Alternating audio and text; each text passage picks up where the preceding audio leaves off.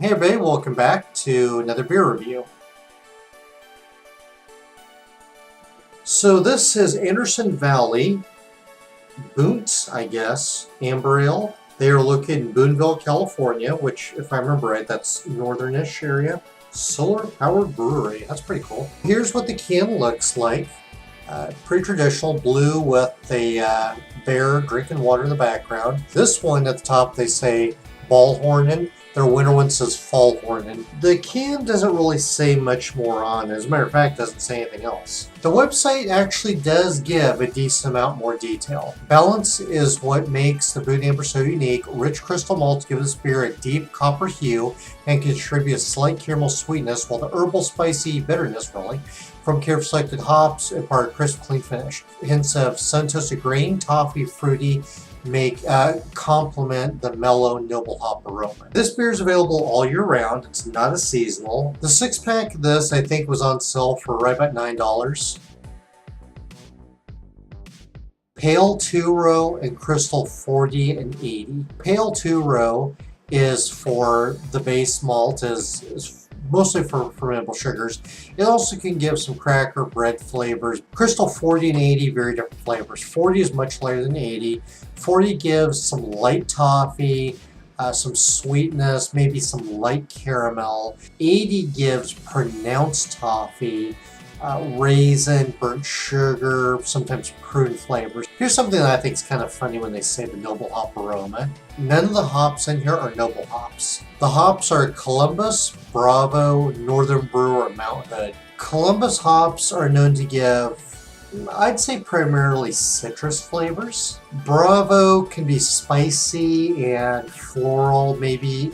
Could be a little bit citrusy, but I wouldn't expect much of that. Northern Brewer, I've used a couple of times. What I get out of them is fruit and earthy. Mount Hood are known to give floral and spicy, but I get more floral out of them. It's not going to be bitter. I do expect it to have maybe a little bit of sweetness. Definitely caramel, toffee. I don't know if I'm going to get prune nuts. I normally can get that, but some burnt sugar maybe. They don't say what kind of body style it is. I'm anticipating medium body. 5.8% alcohol, 16 IBU.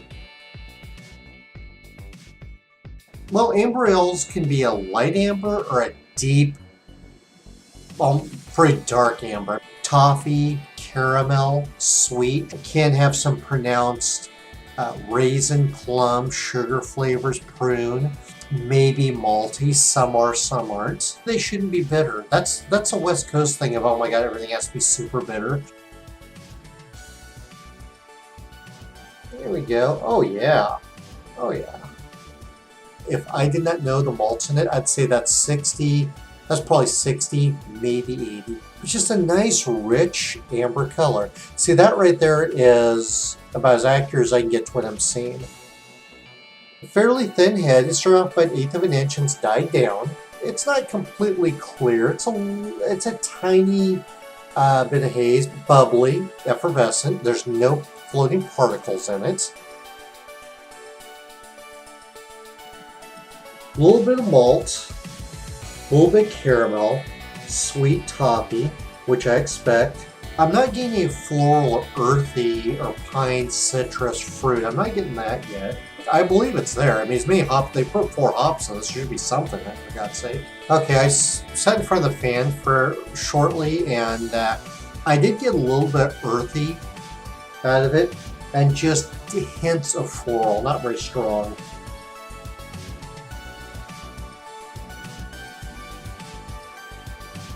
80–90% of it sticks to the roof of my mouth. A little bit tingling on the tongue, not very much. Toffee, some sweet caramel, not terribly rich like they're saying. It's not a punch in the face, it's fairly restrained. Medium body. I'm getting some spiciness out of the hops now. I'd say that the spiciness is about the same level as a toffee, caramel, a little bit of sweet back. They're all mixed in together. One does not dominate the other. There is no hop bite to this whatsoever. Now you just have a little bit of a hint of candy in there. which I didn't expect that. That's usually a crystal 10 or 20. I'm not getting fruit out of it, but they said hints of that. Usually when it's a hint, I don't get it. Just the toffee caramel primarily. Unfortunately, it's not a punch in the face. I was really wanting that. When I saw crystal 40 and 80, I want to just punch me. It's pretty relaxed on the palate. I'm a little disappointed. I am getting some dark sugary flavors from the Crystal 80. So obvious I could tell you that's definitely the prune or plum or burnt sugar, but there are some dark sugary flavors. I didn't get the floral or fruity from the hops or earthy. I only detected a little bit of spiciness. They mentioned hints of Sentosa grain. Of course, I've never had Sentosa grain before.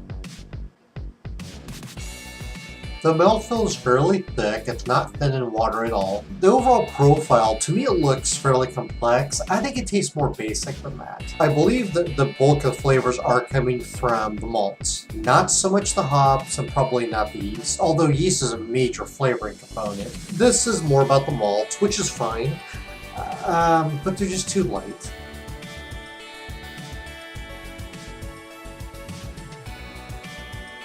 So once it hits the roof of my mouth, the flavors stick around for a little bit, and then they slowly just fade away. Still those dark sugars, but oh yeah, there's a little bit of caramel and toffee there. All the flavors I described, they stick around for a little while, and they just kind of evaporate. It still tastes medium body. I get a little sweetness now. I think the spices from the hops is more noticeable out of the can. It's still not bitter though. Out of the glass, the malts were a little more forward, and right now, out of the can, the hops are a little more noticeable. So it doesn't taste the same between the glass and the can, but it's pretty similar. Anderson Valley's been around a long time, over 30 years, so I'm sure they're probably pretty good at QA, QC. I don't get anything that tastes odd or off-putting. There's no chemical, no mouth puckering, astringency, skunkiness, rotten fruit, fused alcohols, DMS, teabag taste. There's no metallic out of the can at all. So would I buy it again? If it's on sale, I would. Would I recommend it? Yes, I would. It's not a bad beer. I am a little disappointed. I was hopeful that the crystal caramel malts would be stronger, more pronounced, and they kind of take a little bit of a backseat. They're there, but they're kind of restrained. It's not a bad amber. It just didn't quite meet what I was expecting, and especially with the description saying rich, upfront, forward. I was expecting that, and I don't think it is. So I think it's an average amber ale. Anderson Valley out of Boonville, California. Boont Amber Ale. Any comments, feedback, anything you want to add?